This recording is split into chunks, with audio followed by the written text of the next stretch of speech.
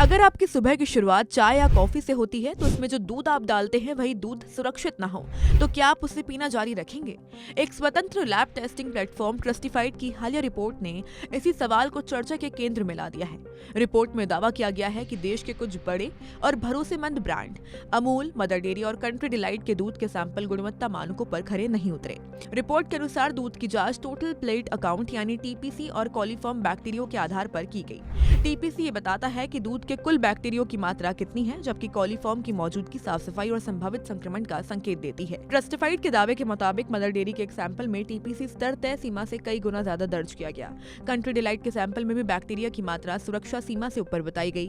वही अमूल ताजा और अमूल गोल्ड में कॉलीफॉर्म बैक्टीरिया की मात्रा निर्धारित सीमा से अधिक होने का दावा किया गया है। सिर्फ दूध ही नहीं, रिपोर्ट में दही और अंडे के कुछ सैंपल पर भी सवाल उठाए गए हैं। हालांकि अमूल ने इन निष्कर्षों को खारिज करते हुए साफ कहा है कि उनके सभी उत्पाद भारतीय खाद्य सुरक्षा एवं मानक प्राधिकरण यानी FSSAI के मानकों पर खरे उतरे हैं। मदर डेयरी और अन्य कंपनियों के प्रक्रिया का इंतजार है। वही FSSAI की ओर से फिलहाल कोई आधिकारिक बयान सामने नहीं आया है। ध्यान देने वाली बात यह है कि ये सभी ब्रांड देश भर में करोड़ों परिवारों की रोजमर्रा की जरूरत का हिस्सा है। दूध, दही, अंडे ये कोई लग्जरी प्रोडक्ट नहीं बल्कि हर घर की थाली का हिस्सा है।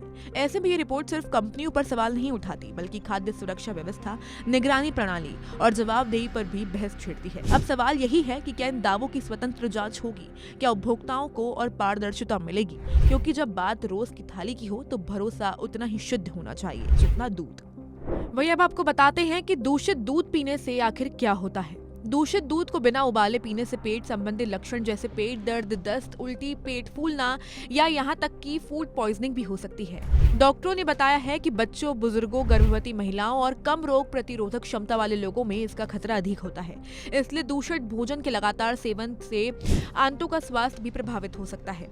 डॉक्टरों ने इस बात पर जोर दिया है कि अगर दूध में मौजूद बैक्टीरिया तुरंत रोग पैदा करने वाले नहीं है तो ऐसी स्थिति में दूध की शेल्फ लाइफ कम हो जाएगी। अक्सर वो खट्टा हो जाएगा या एक्सपायरी डेट से पहले ही उसमें बदबू आने लगेगी।